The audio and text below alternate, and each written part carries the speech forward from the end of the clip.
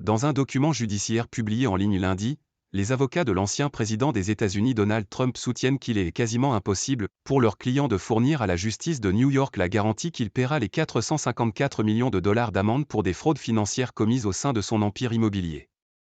Condamné au civil en février, il a interjeté appel de cette décision et doit présenter une garantie à 100% pour l'énorme amende qui lui a été imposée en première instance. Selon ses avocats, l'ancien président américain Donald Trump est incapable d'apporter à la justice new-yorkaise la garantie qu'il paiera 454 millions de dollars d'amende pour fraude financière au sein de son empire immobilier, suite à sa condamnation au civil en février.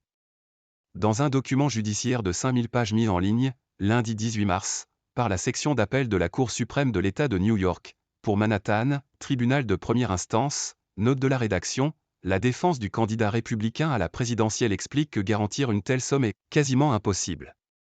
Le montant du jugement, avec les intérêts, dépasse 464 millions de dollars, soit 355 millions plus 100 millions d'intérêts pour Donald Trump et 8 millions plus intérêts pour ses fils Donald Jr. et Eric, et très peu de sociétés envisagent un bon de garantie ou une caution judiciaire proche de cette magnitude, protestent les avocats, qui disent avoir approché une trentaine de sociétés d'assurance. Ce qui signifie qu'en l'absence d'une garantie à 100% sur l'amende, l'appel interjeté par Donald Trump en février devant une autre juridiction, mais sans deuxième procès, ne sera pas suspensif. L'homme d'affaires et tribun politique devra ainsi s'acquitter de toute la somme d'ici au 25 mars, sous peine de voir certains de ses biens immobiliers saisis par la justice. Le milliardaire new-yorkais a dénoncé dans un communiqué lundi soir une chasse aux sorcières et dénoncé une amende anticonstitutionnelle, anti-américaine, sans précédent et pratiquement impossible pour n'importe quelle entreprise, y compris une entreprise aussi prospère que la mienne. La section d'appel de la Cour suprême de l'État de New York avait rejeté le 28 février une offre de garantie de 100 millions de dollars. Une amende exorbitante et vexatoire. L'ancien président et ses deux fils adultes avaient aussi fait appel de l'interdiction de diriger des entreprises dans l'État de New York pendant respectivement 3 et 2 ans.